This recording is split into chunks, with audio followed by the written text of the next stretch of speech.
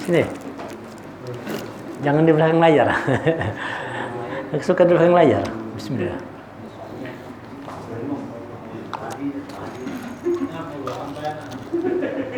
Karena kalau ada ibu-ibu, sopan ibu mau situ.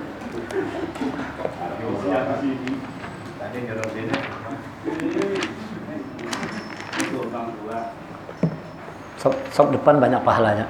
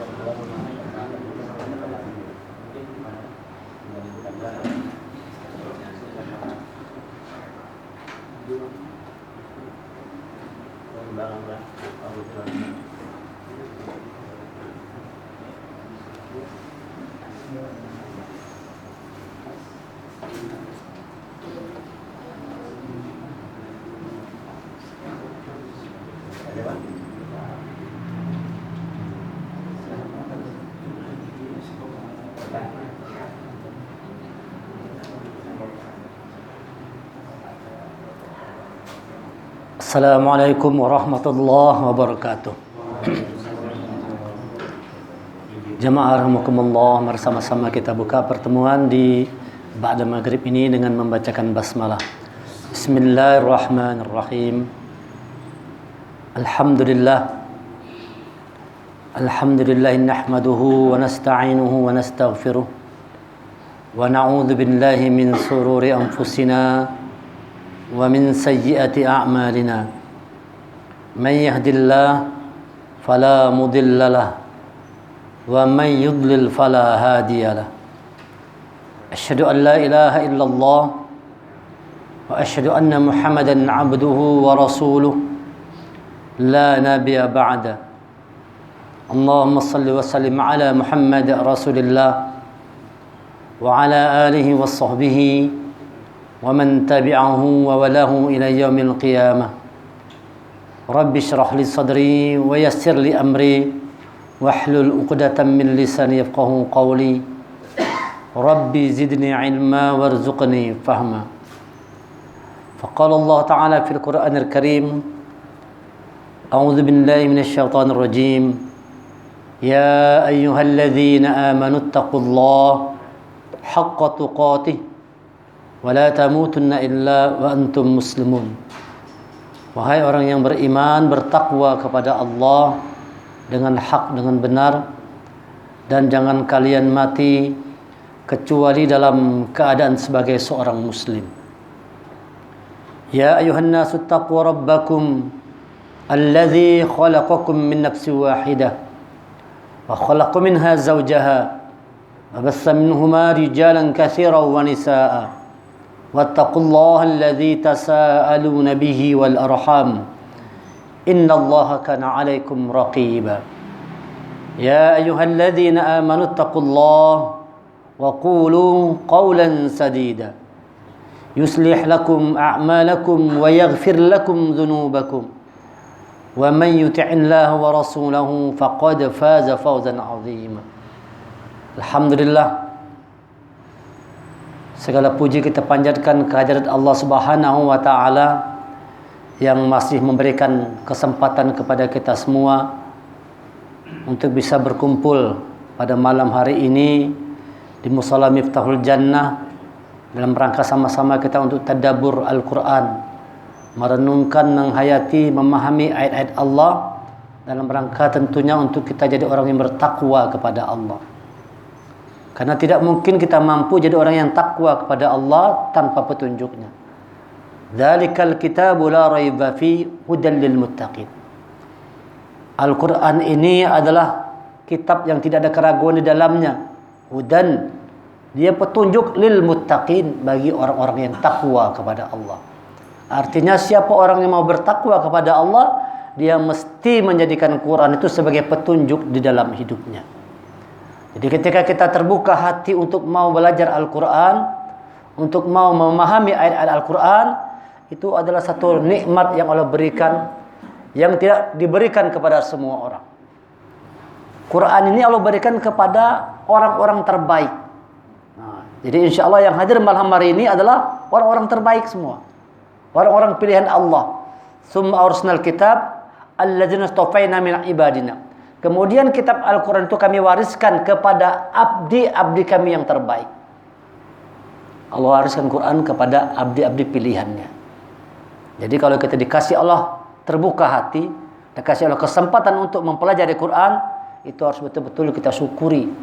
Dengan cara kita sungguh-sungguhlah kita belajar, memahami, berjuang dengan Al-Quran ini. Menghadapi orang kafir itu dengan senjata kita kalah. Fala tuti'il kafirin wajahiduhum jihadan kabira. Di dalam surah Al-Furqan surah 25 ayat 52 Allah mengatakan fala tuti'il kafirin. Jangan kalian taati, jangan kalian ikuti orang-orang kafir itu. Wajahiduhum jihadan kabira, dan berjuanglah terhadap mereka itu dengannya Al-Quran, dengan semangat perjuangan yang besar. Di dalam Al-Quran terjemah ini para mufassir mengartikan jihadan kabira itu adalah dengan Al-Quran.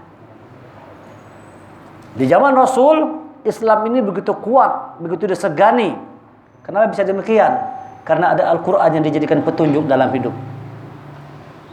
Di zaman para sahabat, Islam itu begitu kuat, ditakuti, disegani, dihormati. Kenapa? Ada Al-Quran yang dijadikan pedoman hidup kita. Beberapa tahun, ratus tahun berikutnya, di Turki sana, Al-Fatih, Muhammad Al-Fatih, itu mampu menundukkan Konstantinopel. Yang tidak bisa orang menaklukkannya, dia mampu menaklukkannya. Salah satu itu adalah karena Quran tidak pernah lepas dalam kehidupannya. Saban malam sholat tahajud, saban malam membaca Quran. Quran ini adalah kunci kemenangan. Kalau kita tinggalkan Quran, kita akan kalah. Tapi siapa orang yang betul-betul menjadikan Quran ini sebagai pedoman dalam hidup, dia akan menjadi orang yang menang dalam kehidupan dunia dan akhirat. Mudah-mudahan kita tetap bersemangat untuk terus-menerus mengkaji Al-Quran sampai kita dijemput oleh Allah. Walaupun banyak hal-hal yang menghalangi. Iblis paling tidak suka kita kalau belajar Quran ini. Karena kalau kita belajar Quran itu sama halnya kita mempreteli siapa si setan ini, siapa iblis ini, akan ketahuan belangnya. Tidak suka dia. Kalau sudah mulai orang belajar Quran, belajar sunnah-sunnah Rasulullah, iblis tidak senang. Nah, kalau belajar yang macam-macam itu dibiarin aja. Karena janji Rasulullah, janji Allah, Al-Quran ini yang terus membimbing manusia kepada jalan yang benar, kepada jalan yang lurus. Jemaah rahimakumullah, malam hari ini kita akan mengangkat satu tema tentang harapan yang tinggi. Karena kita hidup ini pasti punya harapan. Dan kita akan berpikir, kita akan bertindak, berbuat sesuai dengan apa yang menjadi harapan kita. Kalau harapan kecil, kita pasti juga melakukan sesuatu yang kecil. Karena keinginannya, harapannya kecil. Udahlah, yang penting dapat makan aja sudah. Karena harapannya seperti itu, dia akan melakukan hal-hal yang kecil juga. Sebaliknya, orang-orang yang punya harapan yang besar, dia akan melakukan sesuatu yang juga besar. Jadi kita kalau betul-betul ingin maju dalam hidup ini, jangan harapannya kecil, punyalah harapan yang besar. Punya harapan yang tinggi. Karena itu menjadi semangat, motivasi kita untuk bergerak, untuk berbuat sesuatu. Jangan cuma mengatakan, sudahlah yang penting makan aja sudah selesai. Tidak boleh demikian. Allah itu punya sifat namanya Al-Muta'ali, Maha Tinggi. Maka orang beriman kepada Allah yang Maha Tinggi, dia juga punya harapan, cita-cita yang tinggi. Gantungkan cita-citamu setinggi langit. Ada pepatah seperti itu. Kita harus punya harapan yang tinggi dalam hidup ini. Tidak punya mimpi yang biasa-biasa, tapi punya mimpi yang luar biasa. Lalu dengan itu kita termotivasi untuk melakukan sesuatu yang luar biasa juga. Nah, kata Umar bin Khattab mengatakan, orang yang paling malas itu adalah orang yang tidak punya harapan dalam hidup. Itu paling malas. Karena ada harapan dalam hidupnya. Pagi-pagi minum kopi di rumah, orang begawinya diam di rumah aja. Yang penting ngopi, merokok lancar, beres sudah aja. Itu aja. Ya gimana mau maju? Karena berpikirnya sederhana sekali. Yang penting pagi-pagi kau ngopi jar, merokok sebilah, sudah cukup jar. Kau hidup jar. Siang ada makan, malam selesai sudah. Nah, ini orang-orang yang akhirnya jadi malas karena tidak punya harapan yang besar dalam hidupnya. Lalu lakukan sesuatu mimpi, harapan, cita-cita yang besar. Dan kita harus punya keyakinan bahwa kita bisa meraih apa yang kita harapkan. Apa kata Al-Fatih dalam kata-katanya itu? Waktu dia berkali-kali menyerang Konstantinopel, tidak pernah berhasil, kalah terus. Lalu ada sebagian pasukannya sudah mulai putus asa. Sudahlah kita pulang aja lah. Buat apa kita maju kalah terus? Tak mungkin kita bisa menjebol dinding tembok Konstantinopel. Tidak mungkin bisa. Kita gagal terus. Apa kata jawab Al-Fatih? Jangan pernah mengatakan tidak mungkin sebelum engkau mati. Artinya berjuang terus, mencoba terus, berpikir terus. Pada akhirnya jebol. Nah, kan? Pada akhirnya tembok Konstantinopel itu bisa dijebol, dihancurkan oleh pasukan Al-Fatih. Kenapa? Punya satu keyakinan yang kuat bahwa dia akan mampu menundukkan Konstantinopel. Dari kecil ditanamkan tuh. Aku bisa menundukkan ini. Asal dia dipandang untuk Konstantinopel, suatu saat akan kutundukkan. Suatu saat akan kutundukkan. Dia punya harapan yang besar. Dan akhirnya itu diwujudkan. Sebagaimana kata Rasulullah kan, suatu saat akan datang panglima terbaik dengan pasukan terbaik yang akan menundukkan Konstantinopel. Itu dia Al-Fatih orangnya. Kenapa itu? Dari harapan yang tinggi menghasilkan suatu kerja yang besar juga. Harapannya tinggi. Nah, jadi kawan-kawan sekalian, bangunlah harapan yang tinggi. Ya kan? Kita berharap apa? Dan harapan itu bergantung apa yang kita senangi. Kalau orang senang duit, harapannya ya duit. Karena senangnya duit, pasti harapannya adalah bagaimana caranya punya duit banyak nih. Karena harapannya itu. Yang dia senangi uang, maka yang harapannya adalah uang dalam hidup. Kalau orang misalnya ingin pangkat, ingin kekuasaan, ingin jabatan, ya kan? Maka harapan dalam hidupnya bagaimana mendapatkan kekuasaan, pangkat setinggi-tingginya. Maka dia akan mengerahkan segala macam potensi yang ada itu untuk dapat harta, untuk dapat pangkat dan jabatan. Karena itu yang dia sukai. Tetapi apa sesungguhnya harapan yang tertinggi itu? Nah, ini bagaimana Al-Quran menjelaskan apa harapan yang tertinggi. Jangan salah harapannya. Jangan salah keinginannya. Ya kan? Ingin sugih itu bagus. Tetapi bukan itu yang tertinggi kata Allah. Ingin pangkat, ingin kedudukan, ya jadi wali kota, jadi gubernur, bagus. Tetapi bukan itu yang tertinggi kata Allah. Bahkan presiden sekalipun kata Allah, bukan itu harapan yang tertinggi. Bukan itu cita-cita yang tertinggi. Apa harapan tertinggi? Allah jelaskan dalam Al-Quran, surah Kahfi, ayat yang terakhir. Insya Allah ini hafal semua sudah kan? Tadi kan belum bacakan dalam imam tadi. Insya Allah hafal semua. A'udzu billahi minasyaitonir rajim. Qul innama ana basyarum mithlukum yuha ilayya annama ilahukum ilahun wahid. Faman kana yarju liqa'a rabbih faly'amal 'amalan salihan wala yusyrik bi'ibadati rabbih ahada.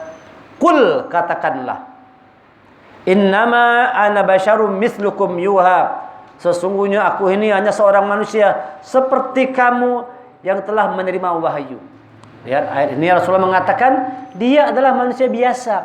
Ana basyarum mislukum yuha, aku ini manusia biasa sama seperti kalian, cuma bedanya aku diberi wahyu kata Rasulullah. Innama ilahukum ilahu wahid, yang telah bahwa sesungguhnya Tuhan kamu adalah Tuhan yang satu. Jadi semua nabi itu dari Nabi Adam sampai ke Muhammad Rasulullah itu membawa visi yang sama. Apa itu? Mengajarkan la ilaha illallah. Tidak ada Tuhan yang lain kecuali Allah. Ilahukum ilahu wahid. Tidak ada dua, tidak ada tiga, hanya ada satu Allah saja. Semua nabi itu yang diajarkannya. Faman kana yarju liqa'a rabbih falyamal amalan shalihan. Maka barang siapa yang berharap. Nah, ini Ini dia harapan tertinggi itu. Ini dia harapan tertinggi.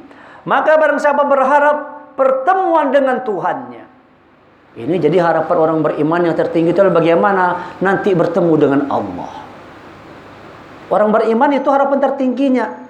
Kayak apa caranya nanti kalau kita mati di akhirat bisa bertemu, berjumpa dengan Allah. Itu harapan tertinggi. Gubernur bukan tertinggi, presiden tidak tertinggi. Kenapa? Belum tentu nanti kalau mati bertemu Allah. Belum tentu kalau mati bertemu Allah. Walaupun di dunia dia hebat, tapi belum tentu nanti di akhirat dia bisa bertemu dengan Allah. Maka Allah mengatakan, "Faman kana yarju liqa'a rabbihim." Barang siapa yang berharap bertemu dengan Tuhannya. Jadi ini harapan tertinggi dalam orang beriman tuh, ingin bertemu Allah. Kita kira-kira sudah begitu enggak harapan kita? Ya Allah, bagaimana nanti aku kalau mati bertemu Engkau ya Allah. Harapanku bertemu denganmu ya Allah. Kita harapan kita apa? Ya Allah, apabila juga punya rumah seorang. Ya Allah, apabila juga bisa rumah ganal. Ya Allah, apabila juga mobilnya baru. Ya kan? Harapan kita macam-macam kan. Ya Allah, apabila juga dapat uang banyak. Banyak harapan-harapan kita. Itu harapan-harapan kita banyak sekali. Tetapi orang yang dalam hatinya tertancap iman, yang diharapkan satu aja. Yarju liqa rabbih. Bertemu dengan Tuhannya. Itu baru hebat harapannya satu aja. Bertemu dengan Tuhannya. Nah, tetapi ini tentu tidak mudah. Harapan ini tidak mudah. Harus ada himmah. Himmah itu artinya keinginan kita itu kuat dan usahanya kuat. Keinginan untuk mewujudkan tadi itu, harapan tadi itu kuat, dibarengnya dengan usaha yang kuat. Ya kan, kalau misalnya cita-citanya masuk surga Jannatul Firdaus, ya kan? Bangun malam kada suah, puasa sunnah kada pernah, mengaji seminggu sekali aja. Ya kalau mengaji seminggu sekali aja, maunya surga Firdaus, tapi kada sesuai dengan usaha. Nah, sholat masbuk, ya kan? Terlambat taruh sholatnya. Sedekah 1000 aja waninya, gimana? Jadi kita kalau betul-betul ingin harapan yang tertinggi, maka lakukan usaha yang besar juga. Kalau cita-citanya besar, usahanya juga harus besar. Kalau cita-citanya ingin dapat surga Firdaus, ini tidak main-main ini. Lakukan usaha yang besar. Lakukan usaha yang besar. Apa usahanya? Siapa yang mau bertemu Allah, apa usahanya? Allah katakan, "Fal ya'mal amalan sholihan," maka lakukan amal kebajikan. Lakukan amal terbaik. Siapa yang ingin bertemu dengan aku, kata Allah, syarat pertamanya, lakukan amalan terbaik. Jadi kalau kita sedekah, dengan sedekah yang terbaik. Punya uang, ada 100.000, ada 50.000, ada 10.000, ada 5.000, ada 1.000. Yang masuk celeng harusnya yang 100.000, yang terbaik. Tapi kalau kita kira-kira yang mana itu? Yang paling gancang 10.000 lah. Ada 100, ada 50, ada 10.000, 5.000, 1.000. Kira-kira yang mana? Paling gancang itu yang 10.000 lah. Kalau 50.000 sudah boleh mikir. Wah, 50.000, apalagi 100.000. Ini jarang sekali. Berat dilakukan ini. Kecuali orang-orang yang betul-betul punya keinginan yang kuat bertemu dengan Allah tadi, falyamal amalan sholihan. Dia nak lakukan amal yang terbaik. Bukan sekadar beramal, tapi amalan sholiha, amal yang terbaik. Apa amalan terbaiknya itu? Diceritakan dari sahabat Rasulullah yang bernama Rabi'ah bin Ka'ab. Dia ini tidur di tempat Rasulullah. Tidurnya bukan dalam rumah, tapi tidur di pelataran luar rumah Rasulullah. Apa tugasnya? Setiap Rasulullah bangun malam, dia menyiapkan air wudhunya. Untuk Rasulullah sholat, dia menyiapkan air wudhunya. Rabi'ah bin Ka'ab. Itu terus kerjaannya, saban malam tinggal di depan rumah Rasulullah, menyiapkan pewuduan Rasulullah. Kalau bangun malam untuk sholat, dia yang menyiapkan air wudhunya. Luar biasa cintanya kepada Rasul. Lalu Rasul mengatakan, "Wahai Rabi'ah bin Ka'ab, mintalah sesuatu kepadaku." Kamu minta apa? Kira-kira kalau kita ditanya kayak kita bilang apa kira-kira? Mas Rusdi minta sesuatu. Apa kira-kira? Dan itu akan dikabulkan. Karena Rasulullah ini gunung, jadi emas gunung. Yang memperhatikan, kalau Rasulullah bilang, "Hai gunung, jadi emas," langsung berubah gunung jadi emas. Ditanya ke Rabi' bin Ka'ab, karena pengabdian tadi, Rabi' bin Ka'ab minta sesuatu, kamu meminta apa? Nah, kalau kita kira-kira minta apa kita? Iya kan? Minta apa? Apa jawaban Rasulullah? Jawaban Rabi' bin Ka'ab? Ya Rasulullah, permintaanku cuma satu aja. Aku ingin bersamamu di dalam surga. Oh, itu aja. Ada lagi yang lain kata Rasulullah? Ada lagi yang lain? Ditawarkan lagi nih. Ada lagi yang lain? Tidak, satu itu aja. Aku ingin bersamamu di dalam surga. Maka apa jawab Rasulullah? Bantu aku dengan engkau memperbanyak sujud. Aksaruhum sujud. Bantu aku dengan engkau memperbanyak sujud. Artinya amalan terbaik itu adalah memperbanyak sujud. Banyak sholat. Yang tadi duha 2 rakaat, coba naik 4 lah sudah. Coba bulan naik 8 rakaat. Wah, sudah naik banyak sujud sudah. Meningkat sudah. Qabliyah ba'diyah dijaganya sudah, ya kan? Salat-salat sunnah dikerjakannya. Habis wudu, salat wudu. Wah, mulai banyak salatnya, memperbanyak sujud. Amalan terbaik itu adalah perbanyak sujud. Falyamal amalan sholihah. Yang ingin bertemu dengan Allah, lakukan amalan terbaik. Ini kalau kita salat dengan salat yang terbaik. Sedekah dengan sedekah yang terbaik. Kalau kita mengaji dengan memberikan yang terbaik. Ya kan? Berikan terbaik. Ketika kita persiapan mengaji ini persiapan terbaik. Sungguh-sungguh serius mendengarnya terbaik. Berikan sesuatu yang terbaik supaya Allah juga memberikan yang terbaik untuk kita.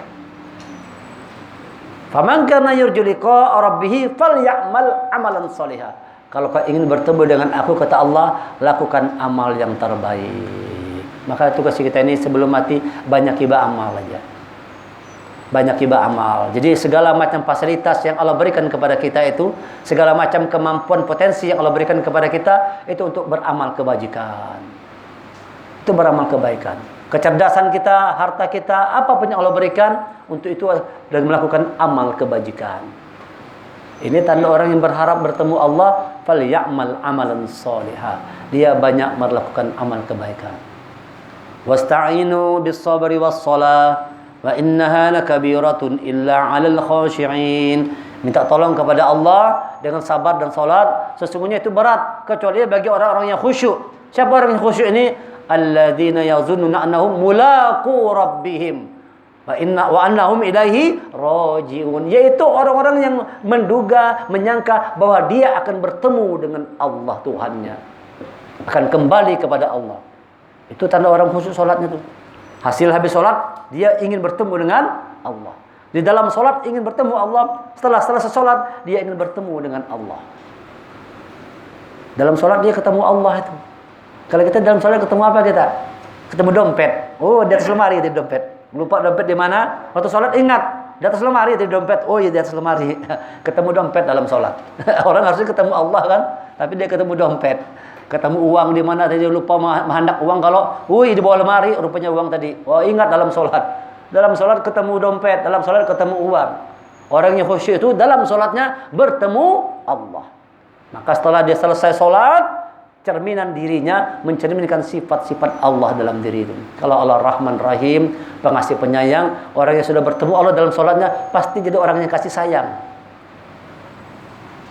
Pasti itu. Itu tanda sholat itu diterima Allah tuh. Habis sholat orang yang sudah bertemu Allah, hasilnya apa itu? Karena Allah Rahman Rahim, tumbuh sifat kasih sayang dalam dirinya. Karena Allah itu maha sabar, maka orang itu jadi penyabar. Karena Allah itu maha pemaaf, orang yang bertemu Allah dalam sholatnya jadi orang yang pemaaf. Seluruh sifat-sifat Allah yang baik hidup dalam dirinya. Allah maha mengetahui, dari dia jadi orang yang cerdas, belajar terus. Allah maha adil, dia adil. Allah maha mensyukuri, dia bersyukur. Lihat itu. Allah latif, maha lembut. Orang yang bertemu Allah dalam sholatnya jadi orang yang lembut. Jadi orang yang lembut. Hatinya lembut. Orang yang lembut tuh yang bagaimana? Ya kan, kadang-kadang kita perlu juga paham nih. Yang lembut, orang yang ngomong pelan-pelan belum tentu lembut lagi hati. Belum tentu lagi lembut hati. Walaupun ngomongnya pindah lembut, benar belum tentu tuh orang-orang politik lemah lembut ngomongnya bahaya. Lemah lembut kan, ngantar beras anak pilkada kan, ngantar beras, ngantar sarung, lembut kada. Bapak Ibu, wah, kalau perlu cium tangan, ketemu orang tua cium tangan. Wah. Karena ini mah ya, kada corona ini kada kawala corona kan.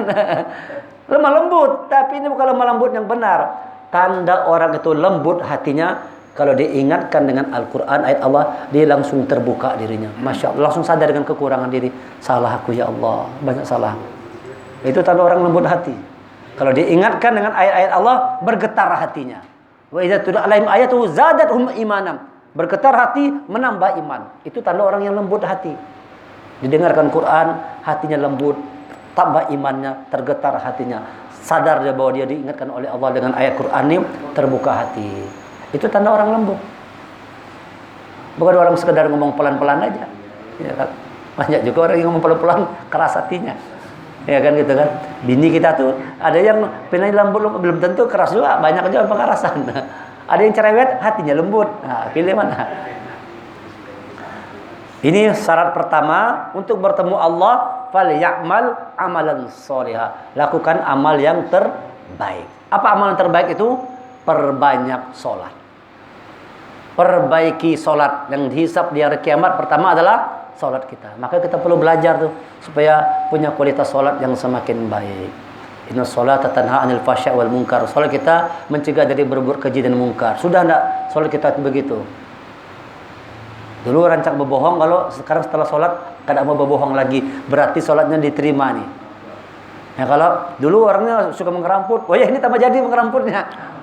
Padahal sholat rajin benar, tapi mengeramput rajin juga. Wah, ini berarti ada yang keliru. Perlu diperbaiki lagi kualitas sholat itu, sehingga sholat tadi betul-betul mampu membuat diri kita menjadi seseorang yang lebih baik. Sholat itu kayak bengkel. Jemaah rahmatullah, sholat itu seperti bengkel. Iya, seperti bengkel. Ya kalau mobil rusak kan itu harus masuk bengkel kan. Kalau bengkel ini kada ahli itu kada tambah baik, tambah rusak iya. Kalau kada ahli, harus dimasukkan kepada bengkel yang ahli. Disitulah diperbaiki oleh montir tadi. Lalu mobil yang rusak jadi baik. Sholat ini di bengkel, masuk kita ke bengkel sholat subuh. Mana yang kurang-kurang kendor dikencangkan lagi oleh malaikat. Nah, semuanya. Ya kan? Ada baut-baut yang kendor dikencangkan lagi supaya nanti nyaman jalan mobil tadi itu.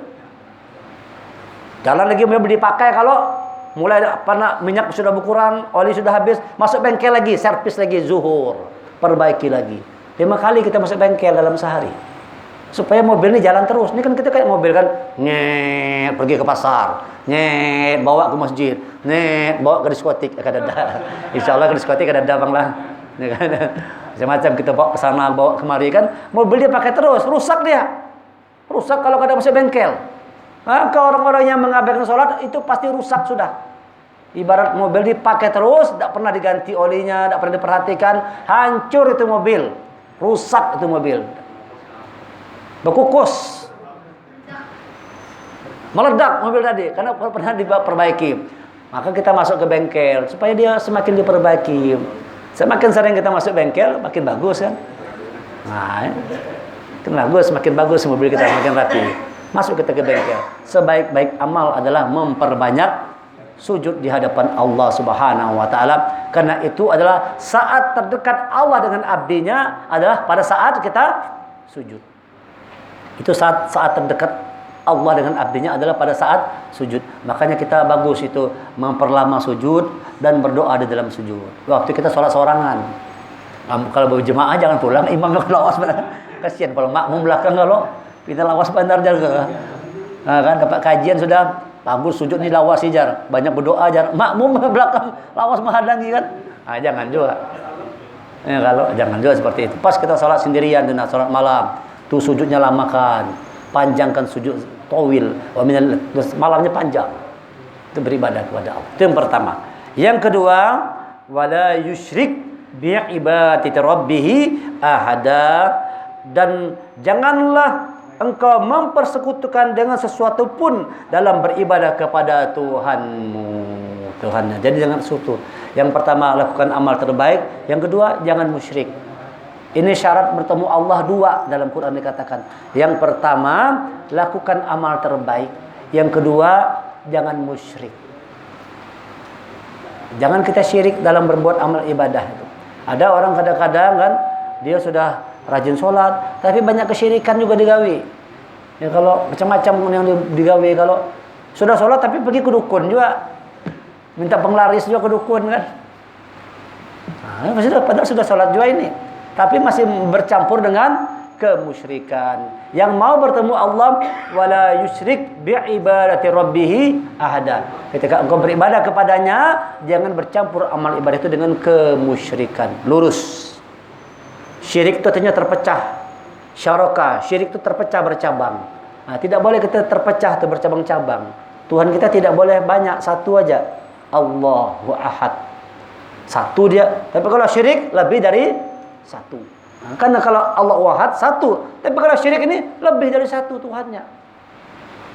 Nah, dulu kan zaman Nabi Tuhan 3, Lata, Uzza, Manna. Nah, sekarang Tuhan lebih banyak lagi.